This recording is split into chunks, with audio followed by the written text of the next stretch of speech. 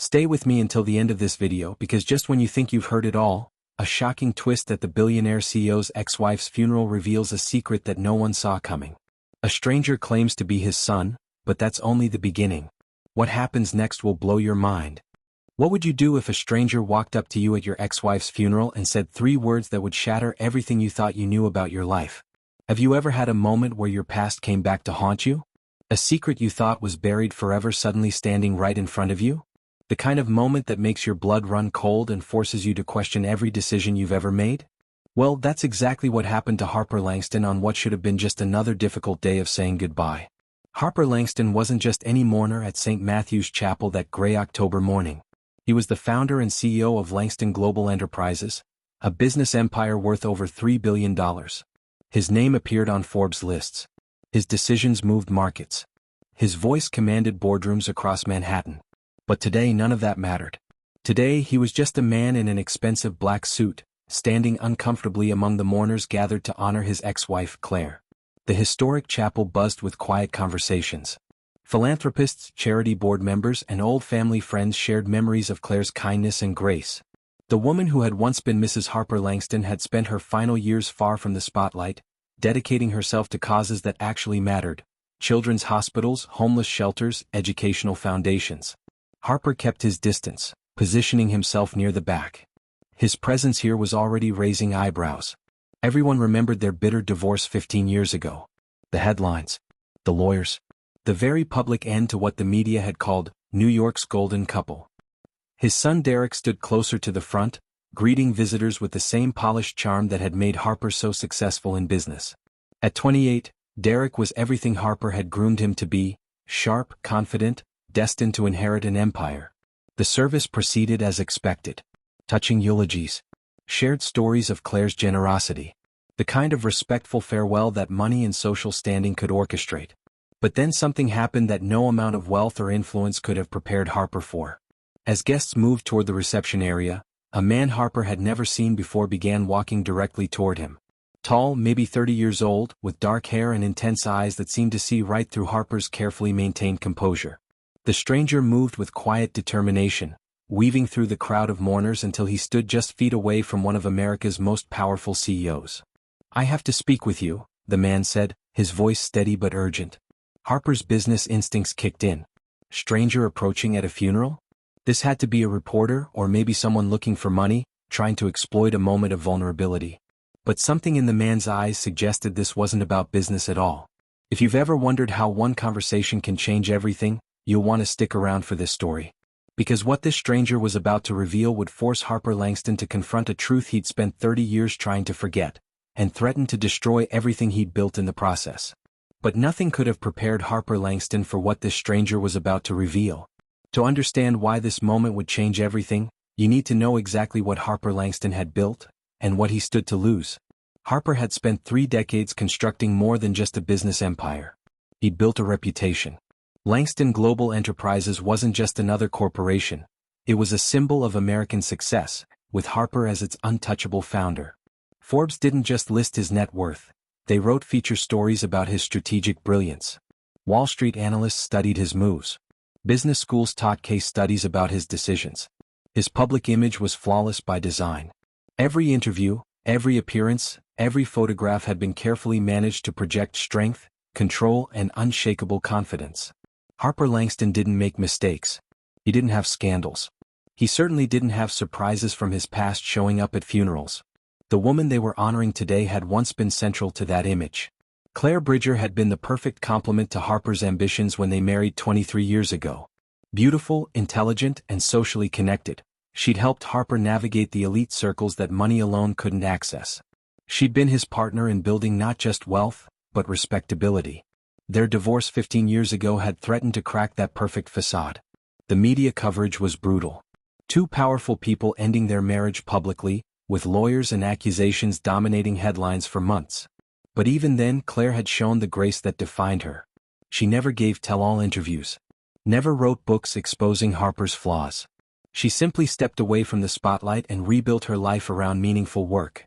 While Harper conquered corporate boardrooms, Claire conquered hearts through her charitable foundations. Children's hospitals bore her name. Homeless shelters received her funding. Educational programs flourished under her guidance.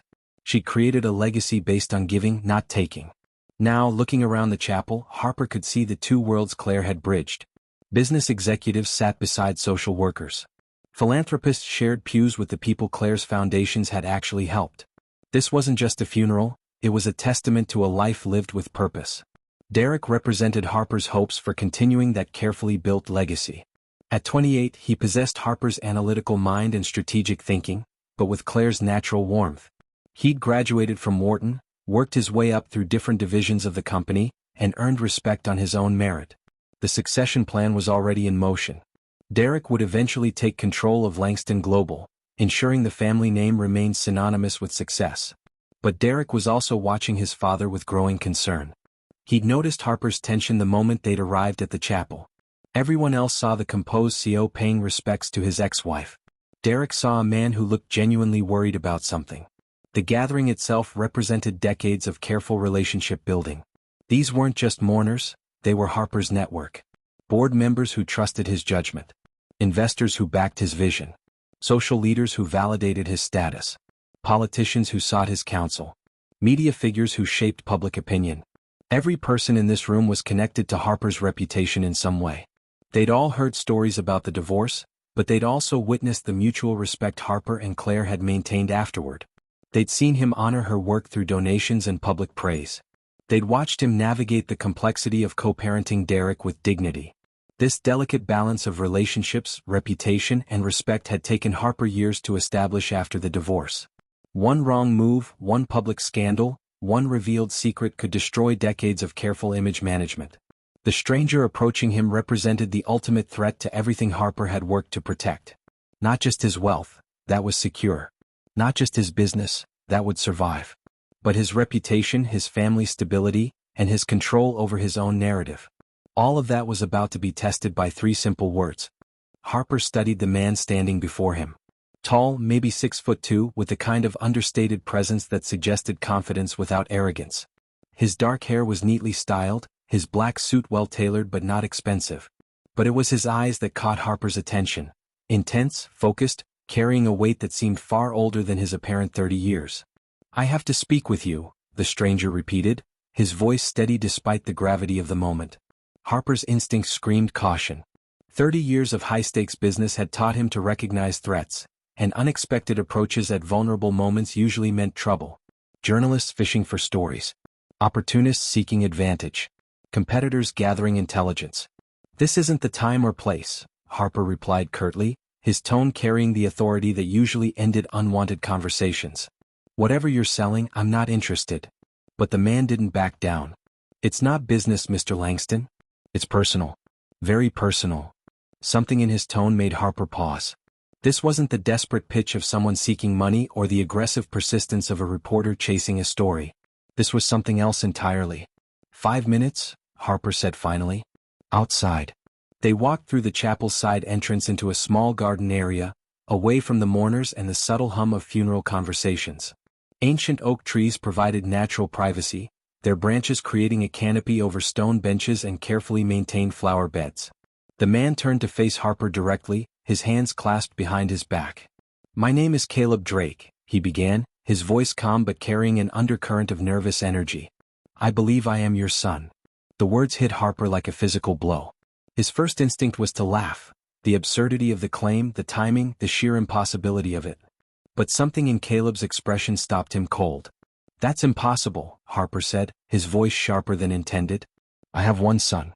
You're looking at some kind of scam here and I don't appreciate." "I'm not looking for money," Caleb interrupted quietly. "I'm looking for truth."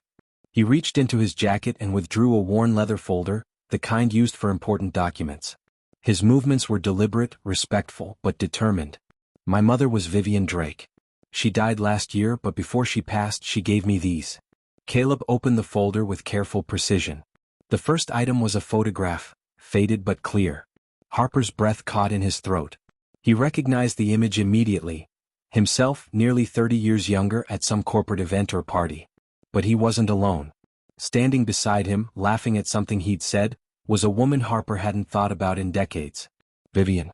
"She kept this for 30 years, Caleb said, watching Harper's face intently. Along with these, he revealed more documents.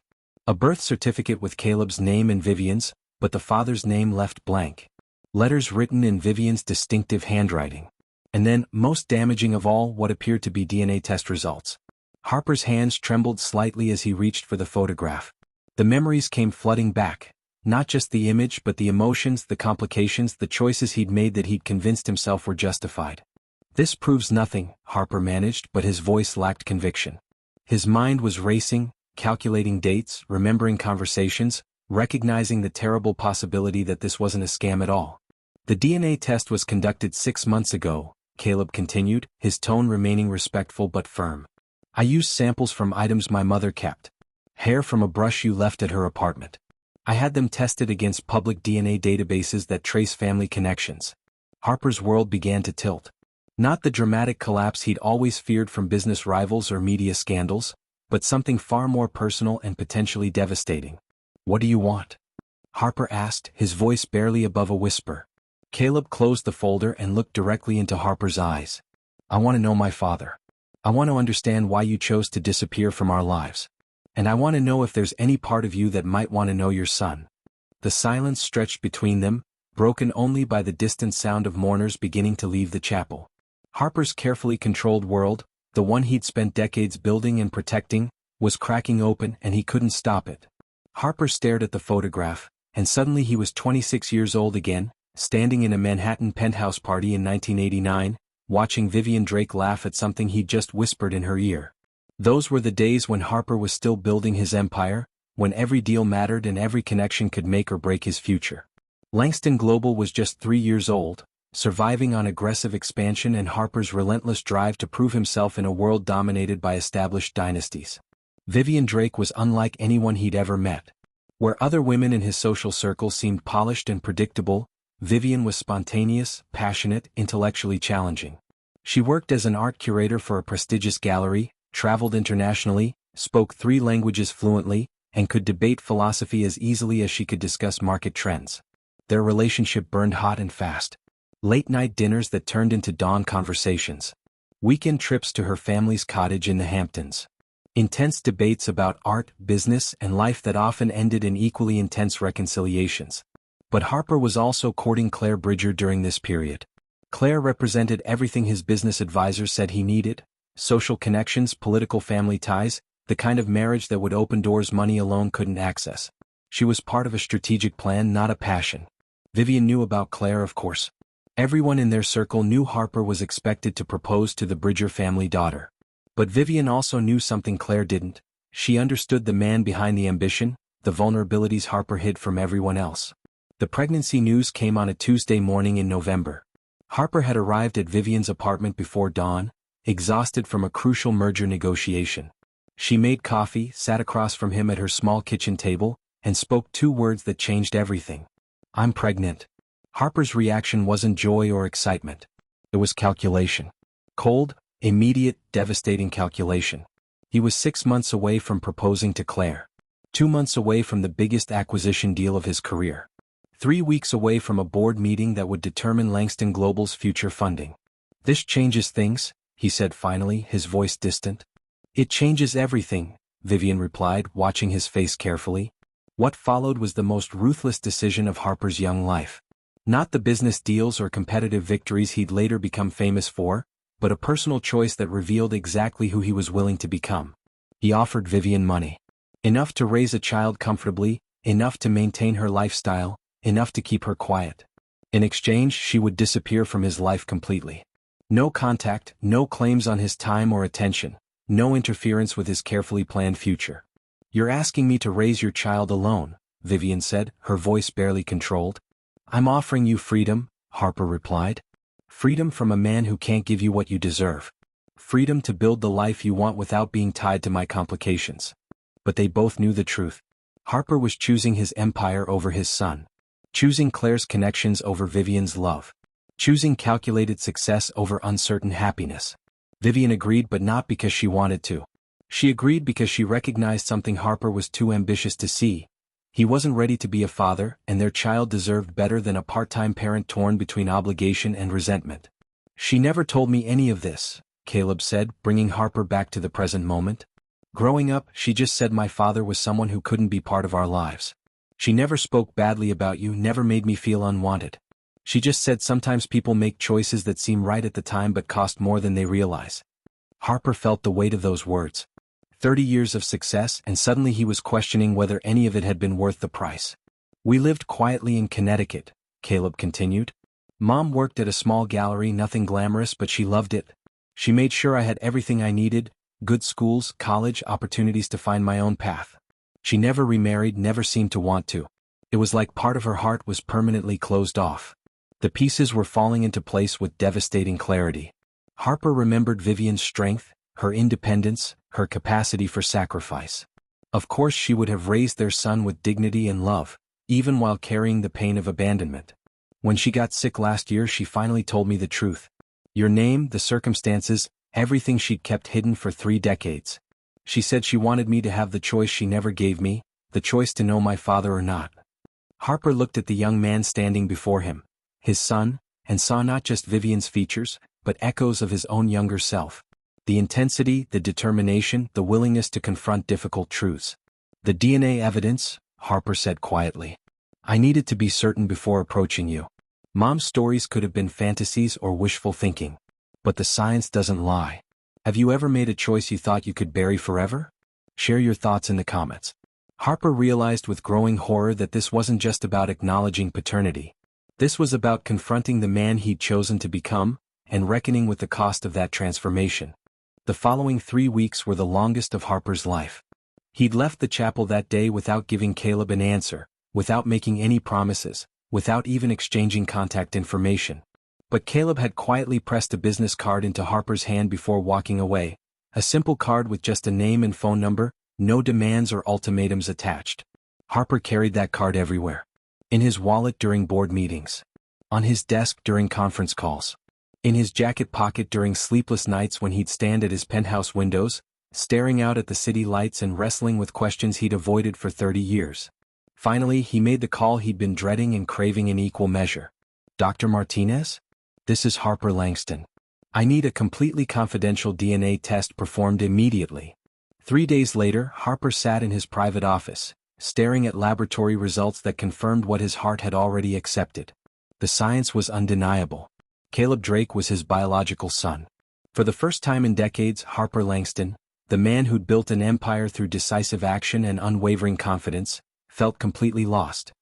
He'd spent 30 years convincing himself that abandoning Vivian and their unborn child had been a necessary sacrifice for greater success. Now that success felt hollow, meaningless, built on a foundation that was fundamentally flawed. The call to Caleb was the hardest phone conversation of Harper's professional life. It's Harper Langston, he said when Caleb answered. The test came back. We need to talk. They met at a quiet restaurant in Midtown, far from the financial district where Harper might be recognized. Harper arrived first, choosing a corner table where they could speak privately. When Caleb walked in, Harper felt an odd jolt of recognition, not just physical resemblance but something in his son's posture, his way of scanning the room before approaching the table. Thank you for agreeing to meet, Caleb said, settling into the chair across from Harper. I owe you more than a meeting, Harper replied. I owe you 30 years of explanations. What followed was 2 hours of the most difficult conversation Harper had ever navigated. Not because of business complexity or financial stakes, but because of the emotional territory neither man knew how to traverse. Caleb shared stories of growing up wondering about his father, creating fantasy versions of who Harper might be and why he'd stayed away. Harper talked about the pressure and ambition that had driven his younger self to make choices he now recognized as selfish and cruel. They discovered unexpected connections. Both loved jazz music, both had studied economics in college, both had a tendency to work through problems by walking alone late at night. But they also faced the uncomfortable reality of being strangers who shared DNA but not memories, not experiences, not the thousands of small moments that build real relationships. I don't expect forgiveness, Harper said as their meeting wound down. And I don't expect instant family connections. I just want to know if there's any possibility of building something real between us. I'd like that, Caleb replied carefully. But I need you to understand, I'm not looking for a replacement father. I'm 30 years old. I've built my own life, made my own choices. I'm looking for the chance to know who you actually are, not who you think I need you to be. The honesty was both refreshing and terrifying. But Harper's biggest challenge was yet to come. Derek had to be told, and Harper knew that conversation would be even more complicated than the one with Caleb. Derek's reaction was everything Harper had feared. Shock, anger, and a deep sense of betrayal that his father, the man he'd idolized and modeled his life after, had been hiding such a massive secret. "How long have you known?" Derek demanded when Harper finally explained the situation. 3 weeks since I found out for certain. 30 years since I suspected it might be possible. And you never thought to mention this? Ever?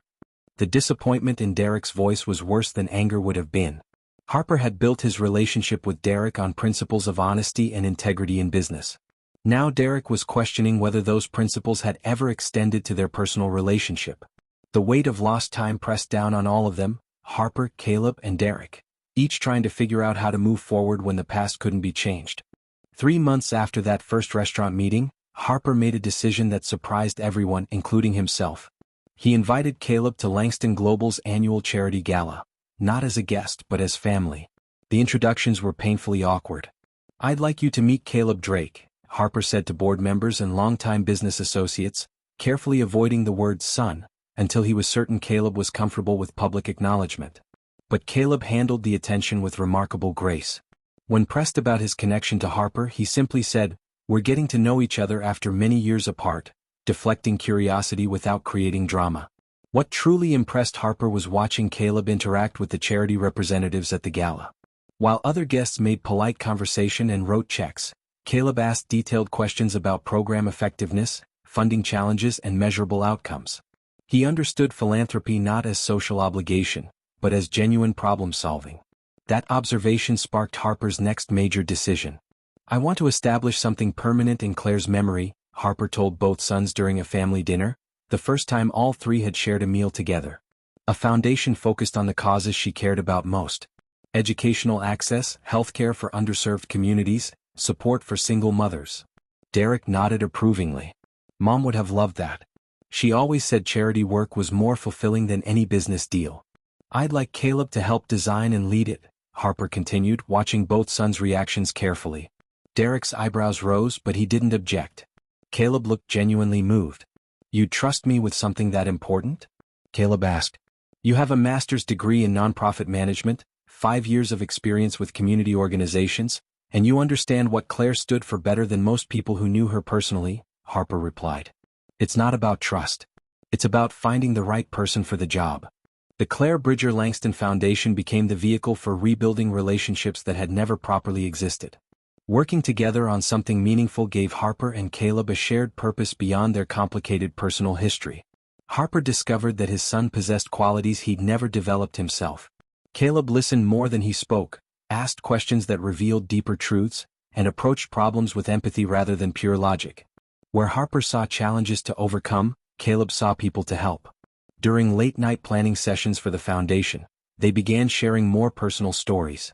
Harper learned that Caleb had spent summers in college volunteering at homeless shelters, not for resume building, but because he genuinely wanted to make a difference.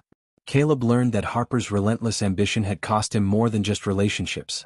It had cost him the ability to find joy in simple moments. "Sometimes I wonder what kind of man I would have become if I'd grown up with a father," Caleb said during one of these conversations.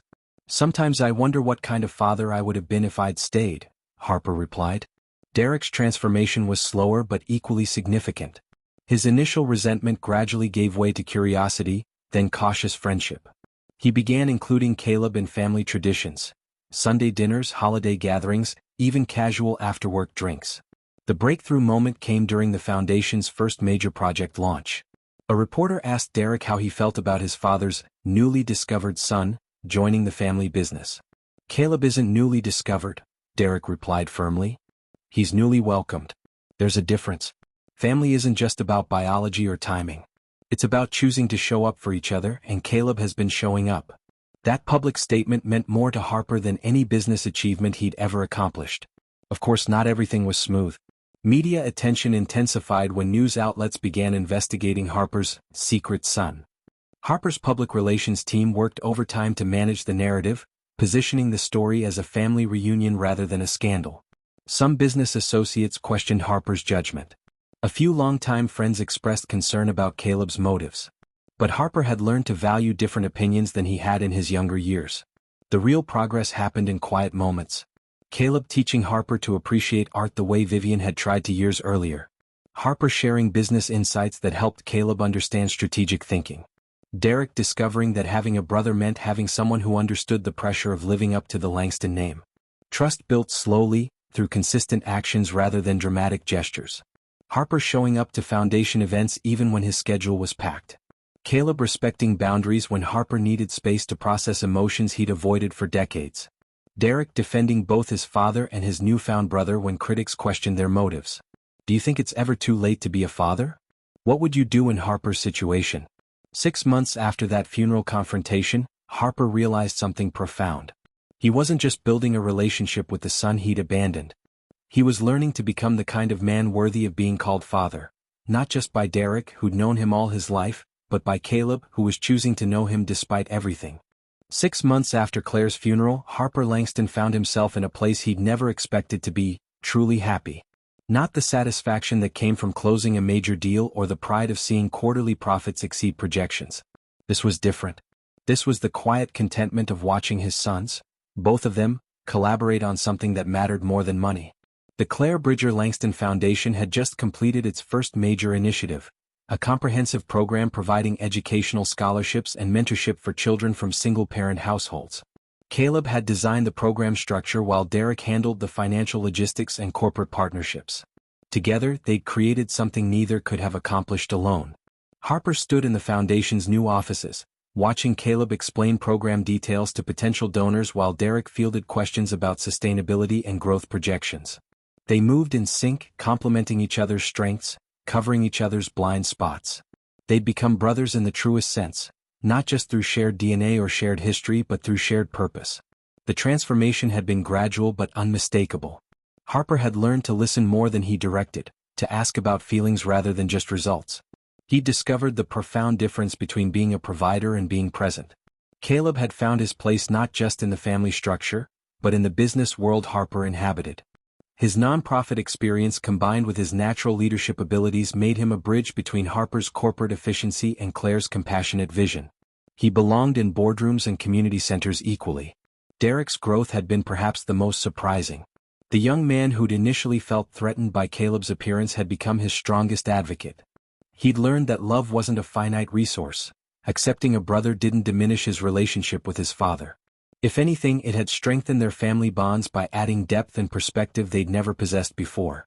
You know what Mom would say about all this? Derek asked Harper as they watched Caleb present to the foundation's board of directors. What's that? She'd say the best gifts are the ones you never knew you needed until you receive them.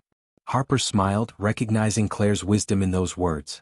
Her death had initially seemed like an ending, the final chapter of their complicated relationship, the last connection to a part of his life he'd tried to forget. Instead, it had become a beginning. The revelation at her funeral had forced Harper to confront the man he'd been, the choices he'd made, and the relationships he'd sacrificed for success.